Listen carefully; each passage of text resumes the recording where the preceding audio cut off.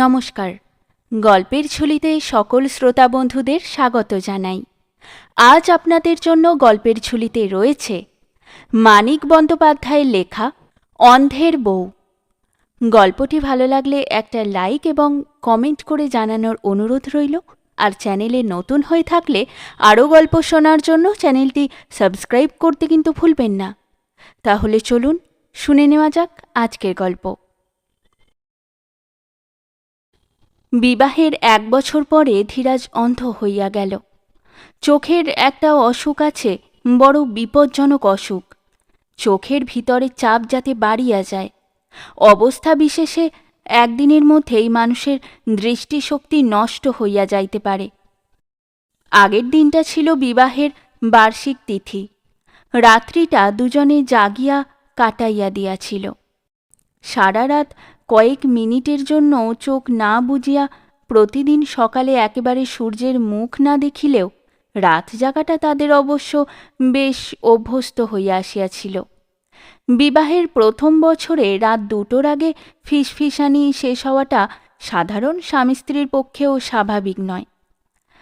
ধীরাজ চোখে একটু যন্ত্রণা বোধ করিতেছিল, একটু ঝাপসা দেখিতেছিল, চোখ দুটি বেশ লাল দেখাইতেছিল।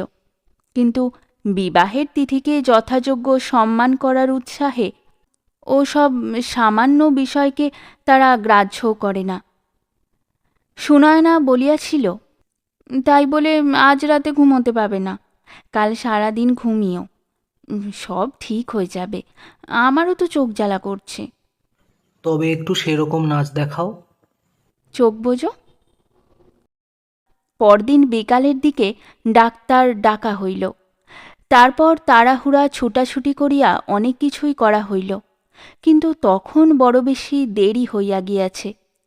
ভোরে সুনয়নার হাত ধরিয়া ছাদে দাঁড়াইয়া নূতন সূর্যকেও ধীরাজ যখন ঝাপসা দেখিতেছিল, তখন সঙ্গে সঙ্গে ব্যবস্থা করিলেও হয়তো কিছু হইতে পারিত।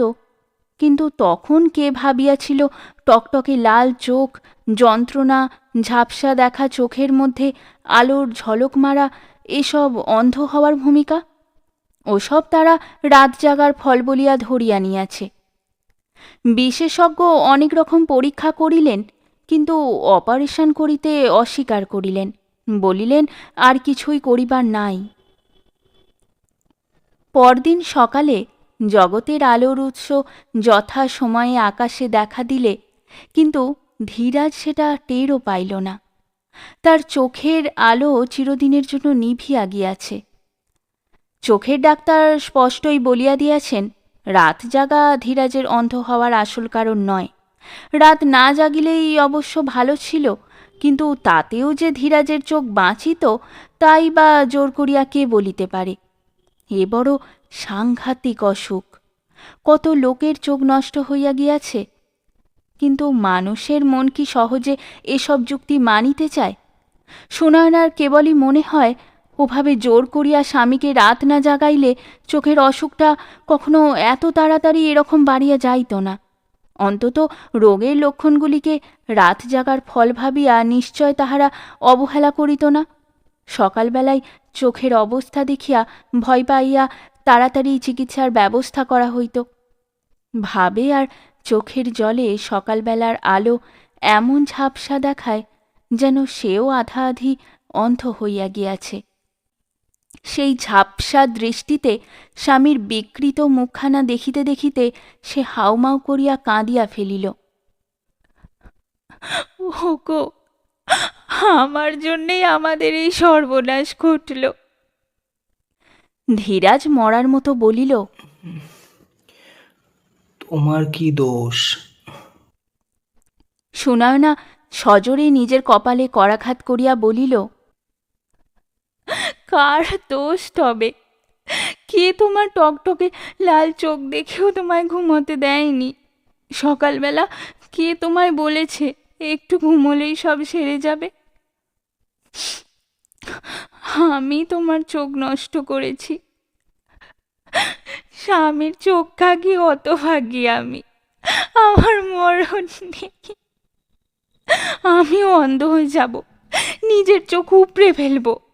যদি না উপড়ে ফেলি, মা কালীর দিব্যি করে বলছি। চুপ, ওসব বলতে নেই। ধীরাজ ব্যস্ত হইয়া সুনয়নার একখানা হাত হাতড়াইয়া খুঁজিতে আরম্ভ করায় সুনয়না হঠাৎ শিহরিয়া অস্ফুট আর্তনাদ করিয়া উঠিল। ধীরাজের কাকা অন্ধ।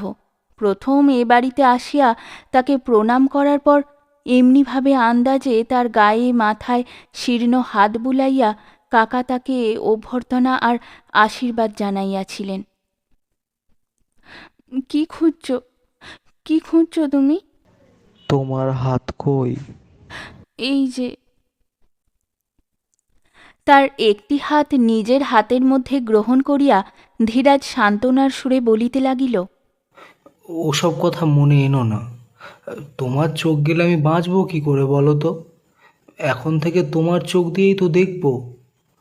তুমি আমার সেবা করবে, কাজ করে দেবে, বই টই পড়ে শোনাবে।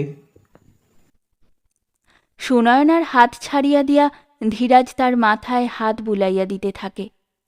সুনয়নার মাথাটা হঠাৎ এমন জোরে তার বুকে আসিয়া পড়িয়াছে যেন সে তার বুকেই মাথা কুটিয়া মরিতে চায়।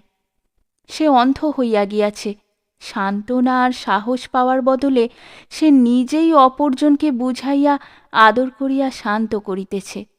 এটা দুজনের কারো কাছে খাপছাড়া মনে হইল না। ভালোবাসার এই অন্ধ ব্যাকুলতার মতো দুর্ভাগ্যের ভালো ওষুধ জগতে আর কি আছে? ধীরাজ বেশি ব্যাকুল হয় নাই। কতকটা বজ্রাহত মানুষের মতো সে বিছানায় পড়িয়া আছে। মুখে বেশি কথা নাই, অদৃষ্টকে ধিক্কার দেওয়া নাই। কিভাবে তার এমন শাস্তি জুটিল ঈশ্বরের কাছে সে কৈফিয়ত দাবি করা নাই। লোভী শিশুর মতো সকলের সহানুভূতি গিলিবার অধীর আগ্রহও নাই। এখনও সে যেন নিঃসন্দেহে বিশ্বাস করিয়া উঠিতে পারে নাই চিরদিনের জন্য সে অন্ধ হইয়া গিয়াছে। মনের তলে এখনও যেন তার একটা যুক্তিহীন অন্ধ আশা জাগিয়া আছে, হয়তো সব ঠিক হইয়া যাইতে পারে। ইতিমধ্যেই সুনয়নাকে সে বলিয়াছে, তাছাড়া কি জানো, কিছুদিন পরে হয়তো একটু একটু দেখতে পাবো। ভালো দেখতে পাবো না বটে, চশমা টশমা নিয়ে হয়তো ধোঁয়াটে ঝাপসা মতো কাছের জিনিস শুধু দেখতে পাবো। তবু দেখতে পাবো তো। খুব বড় একজন স্পেশালিস্টের কাছে যেতে হবে। ধীরাজের মনে যতখানি হতাশা জাগা উচিত ছিল, ধীরাজের কাছে আমল না পাইয়া তার সবখানি যেন সুনয়নাকে আশ্রয় করিয়া তাকে আত্মহারা করিয়া দিয়াছে। ধীরাজের আফসোস আর হাহুতাশ যেন মুক্তি পাইতেছে তার মুখে। পরপর দুটি রাত্রি সে ঘুমায় নাই। একটি রাত্রি জাগিয়াছে স্বামীর সোহাগ ভোগ করিয়া, আরেকটি রাত্রি জাগিয়াছে অন্ধ স্বামীর স্ত্রী হইয়া জীবন কাটানোর বিভৎস অসুবিধাগুলির কথা কল্পনা করিয়া। সারা রাত সে আলো নিভায় নাই। প্রথম রাত্রে তারা আলো নিভায় নাই দুজনে দুজনকে দেখিবে বলিয়া। পরের রাত্রে সে আলো নিভায় নাই অন্ধকারের ভয়ে। হাসপাতাল হইতে ধীরাজ বাড়ি ফিরিয়াছিল রাত্রি প্রায় 11টার সময়। শ্রান্ত ক্লান্ত ঘুমের নেশায় আচ্ছন্ন অন্ধ ধীরাজ। এক বাটি দুধ চুমুক দিয়া খাইয়াই সে শুইয়া পড়িয়াছিল। শুইয়া পড়িতে তাকে সাহায্য করিয়াছিল বাড়ির প্রায় সকলে, মা বাবা, ভাই বোন, পিসি খুড়ি, ভাইপো ভাইঝি, ভাগ্নে ভাগ্নির দল। বাড়ির ঠাকুর চাকর পর্যন্ত দরজায় আসিয়া দাঁড়াইয়াছিল। শুধু আসে নাই ধীরাজের অন্ধ কাকা।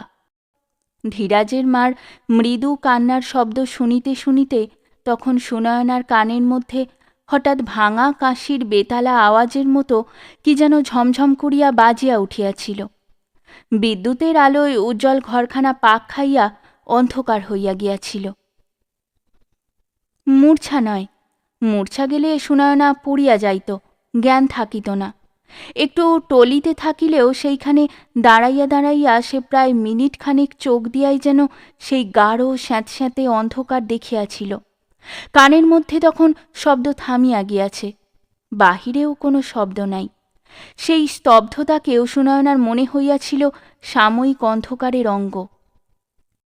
তারপর সেই নিবিড় কালো অন্ধকার পরিণত হইয়াছিল গাঢ় কুয়াশায় এবং ক্রমে ক্রমে কুয়াশাও কাটিয়া গিয়াছিল। সকলের কথার গুঞ্জনধ্বনি হঠাৎ স্পষ্ট ও বোধগম্য হইয়া উঠিয়াছিল, কিন্তু এক অজানা আতঙ্কে তখন সুনয়নার বুকের মধ্যে ঢিপ ঢিপ করিতেছে। সে আতঙ্ক ধীরাজের চোখের জন্য নয়। চোখ যে তার নষ্ট হইয়া গিয়াছে সুনয়না আগেই সে খবর পাইয়াছিল।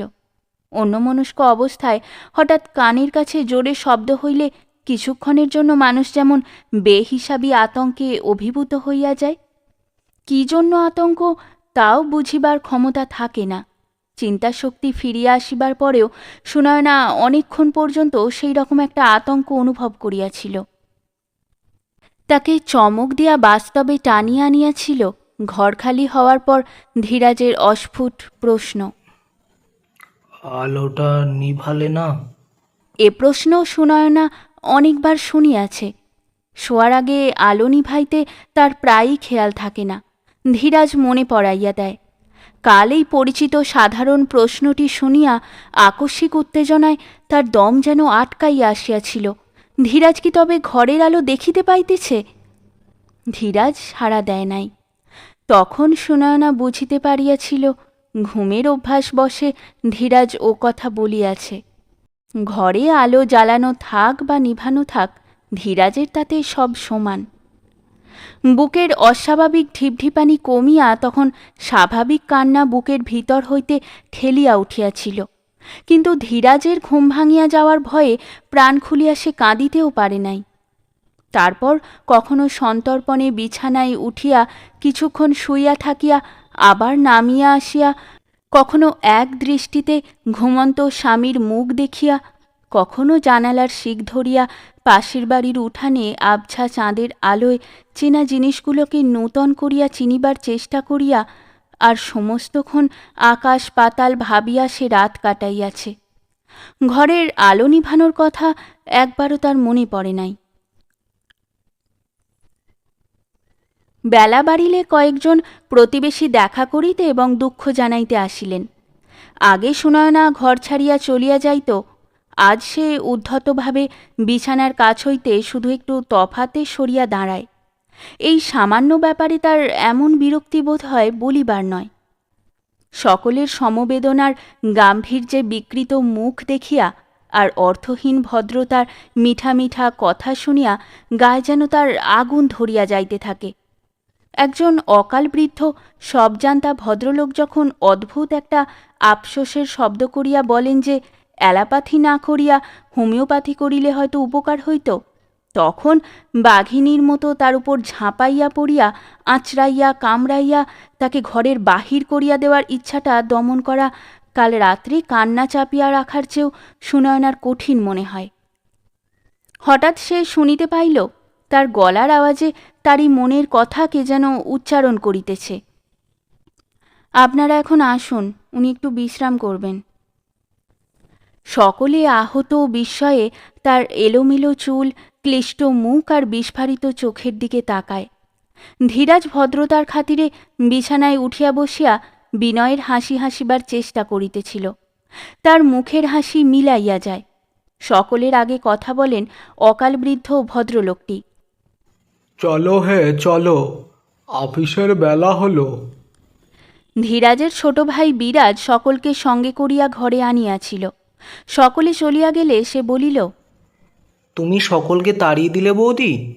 ধীরাজ ভৎসনার সুরে বলিল, তোমার কি মাথা খারাপ হয়ে গেছে? সুনয়না উদ্ভ্রান্তভাবে বাঁ হাতের বুড়া আঙুল দিয়া নিজের কপালটা ঘষিতে থাকে, কথা বলে না। বিরাজ বছর তিনেক ডাক্তারি পড়িয়াছে। সুনয়নার মূর্তি দেখিয়া এতক্ষণে তার খেয়াল হয় হয়তো তার অসুখ করিয়াছে। তোমার অসুখ করেছে নাকি বৌদি? সুনয়না মাথা নাড়িয়া ঘরের বাহিরে চলিয়া গেল। একটু পরেই বিরাজ গিয়া খবর দিল, দাদা ডাকছে বৌদি। ঘরে ফিরিয়া গিয়া ধীরাজের পরিবর্তন দেখিয়া সুনয়না স্তম্ভিত হইয়া গেল। কয়েক মিনিটের মধ্যে তার মুখখানা যন্ত্রণায় বিকৃত হইয়া গিয়াছে। ডান হাতে সে নিজের চুলগুলি সজোরে মুঠা করিয়া ধরিয়া আছে। সুনয়না সভয়ে জিজ্ঞাসা করিল, কি হয়েছে? ধীরাজ অস্বাভাবিক চাপা গলায় বলিল, তোমার অসুখ করেছে তো, আমি টের পাইনি? বিরাজ না বললে জানতেও পারতাম না। এবার থেকে তোমার অসুখ করবে, আর আমি না জেনে তোমায় খাটিয়ে মারবো, বকবো। ধীরাজ হঠাৎ যেন আর্তনাদ করিয়া উঠিল। ঠকাও, ঠকাও, তুমিও আমায় ঠকাও। চোখে তো দেখতে পাই না, যা ইচ্ছা তাই বলে কচি ছেলের মতো ভোলাও। বলিয়া ধীরাজ কাঁদিতে আরম্ভ করিয়া দিল। আগের মতো শান্তভাবে ধীরাজ কথাগুলি বলিলে সুনয়না হয়তো তার পাশে বিছানায় আছড়াইয়া পড়িয়া কাঁদা কাটা আরম্ভ করিয়া দিত। স্বামীর ব্যাকুলতা আর কান্না দেখিয়া নিজেকে সে সংযত করিয়া ফেলিল। ধীরে ধীরে পাশে বসিয়া স্বামীর মাথাটি বুকে চাপিয়া ধরিয়া কয়েক ঘণ্টা আগে ধীরাজ যেভাবে তার মাথায় হাত বুলাইয়া তাকে সান্ত্বনা দিয়াছিল, তেমনিভাবে এখন তার মাথায় হাত বুলাইয়া দিতে দিতে বলিল, ওরকম করো না, পাগল হয়েছ? তোমায় ঠকাবো? ঠাকুরপোর কি কাণ্ডজ্ঞান আছে? ভাবনায় চিন্তায় রাত জেগে মুখ একটু শুকনো দেখাচ্ছে, অমনি ঠাকুরপো ধরে নিল আমার অসুখ হয়েছে। অসুখ হলে তোমায় বলবো না আমি? কিন্তু বিরাজ যে বলল তোমার নার্ভাস ব্রেকডাউনের উপক্রম হয়েছে। ঠাকুরপো তো মস্ত ডাক্তার। এমন সময় আসিলেন পিসিমা। সুনয়নার দিকে কেউ নজর দিতেছে না বলিয়া বিরাজ বোধহয় বাড়ির লোককে একটু খোঁচাইয়া দিয়াছিল। ঘরে ঢুকিয়াই পিসিমা বলিতে আরম্ভ করিলেন, নাওয়া নেই খাওয়া নেই, তুমি কি আরম্ভ করে দিয়েছ বৌমা? কাল থেকে উপোস দিচ্ছ, এও স্ত্রী মানুষ। পিসিমার পিছনে পিছনে কাকিমাও আসিয়াছিলেন। তিনি তাড়াতাড়ি বলিলেন, আহা থাক থাক, এসো বৌমা, একটু কিছু খেয়ে নেবে, এসো। কাকিমা একটু গম্ভীর চুপচাপ মানুষ, কারো সঙ্গে বেশি মেলামেশা করেন না। এতদিন মানুষটাকে দেখিলেই সুনয়নার বড় মায়া হইত। মনে হইত, আহা 10-12 বছর বেচারি অন্ধ স্বামীকে নিয়া ঘর করিতেছে। আজ কাকিমার শান্ত কোমল মুখখানা দেখিয়া তার গভীর বিতৃষ্ণা বোধ হইতে লাগিল। আন্তরিক মমতা ভরা কথাগুলি শুনিয়া মনে হইতে লাগিল সুযোগ পাইয়া তাকে যেন ব্যঙ্গ করিতেছেন। পিসিমার মৃদু ভৎসনার প্রতিবাদ করিয়া যেন ইঙ্গিতে বলিতেছেন, আহা থাক থাক, ওকে বকবেন না, ও এখন আমার দলের। একটু আগেই সুনয়না হয়তো নিজেকে সামলাইতে না পারিয়া প্রতিবেশী ভদ্রলোকের মতো গুরুজন দুজনকেও অপমান করিয়া বসিত, কিন্তু ধীরাজের আকস্মিক উদ্ভ্রান্ত ভাব তার সমস্ত সঙ্গত ও অসঙ্গত উচ্ছ্বাসের বাহির হওয়ার পথ তখনও বন্ধ করিয়া রাখিয়াছিল। একটু ঘোমটা টানিয়া দিয়া সে নীরবে কাকিমার সঙ্গে চলিয়া গেল। একবার ভাঙিয়া পড়িয়াই ধীরাজের ধৈর্য আর সংযম যেন নষ্ট হইয়া গেল। এতক্ষণে সে যেন টের পাইয়াছে তার চারিদিকে যে অন্ধকার নামিয়া আসিয়াছে সেটা রাত্রির সাময়িক অন্ধকার নয়, ভাগ্যের চিরস্থায়ী বন্দোবস্ত। কখনো দুঃখে সে একেবারে মুশরাইয়া পড়িতে লাগিল, কখনো অধীর হইয়া ছটপট করিতে লাগিল। মা একবার ছেলেকে দেখিতে আসিয়া ছেলের অবস্থা দেখিয়া দাঁড়াইতে পারিলেন না, চোখে আঁচল দিয়া পালাইয়া গেলেন। বাড়ির সকলে আসিয়া নানাভাবে তাকে শান্ত করিবার চেষ্টা করিল, কিন্তু তাতেও সে যেন আরও অশান্ত হইয়া উঠিতে লাগিল। সব কথার জবাবে গুমরাইয়া গুমরাইয়া কেবল বলিতে লাগিল, অন্ধ হয়ে বেঁচে থেকে কি হবে, এর চেয়ে মরাই ভালো। ধৈর্য আর সংযম দেখা দিল সুনয়নার মধ্যে। মনের সমস্ত অবাধ্য ও উচ্ছৃঙ্খল চিন্তাকে সে যেন জোর করিয়া মনের জেলে পুড়িয়া ফেলিল। বাহিরে আর তাদের অস্তিত্বের কোনো চিহ্নই প্রকাশ পাইল না। দুজনে দ্রুত পরিবর্তন দেখিয়া মনে হইতে লাগিল তারা যেন পরামর্শ করিয়া পরস্পরের মানসিক অবস্থাকে অদল বদল করিয়া নিয়াছে। ধীরাজ যতক্ষণ শান্ত ছিল ততক্ষণ পাগলামি করিয়াছে সুনয়না। এবার ধীরাজকে পাগল হওয়ার সুযোগ দিয়া সুনয়না আত্মসংবরণ করিয়াছে। শেষ হল আমাদের আজকের গল্প। গল্প পাঠে এবং মহিলা চরিত্রে আমি তৃষিতা, পুরুষ চরিত্রে শুভঙ্কর। গল্পটি ভালো লাগলে লাইক এবং শেয়ার করে দেবেন আর চ্যানেলে নতুন হয়ে থাকলে আরও গল্প শোনার জন্য চ্যানেলটি সাবস্ক্রাইব করতে কিন্তু ভুলবেন না। খুব তাড়াতাড়ি পরের গল্প নিয়ে ফিরে আসব। সকলে ভালো থাকুন, শুনতে থাকুন গল্পের ঝুলি।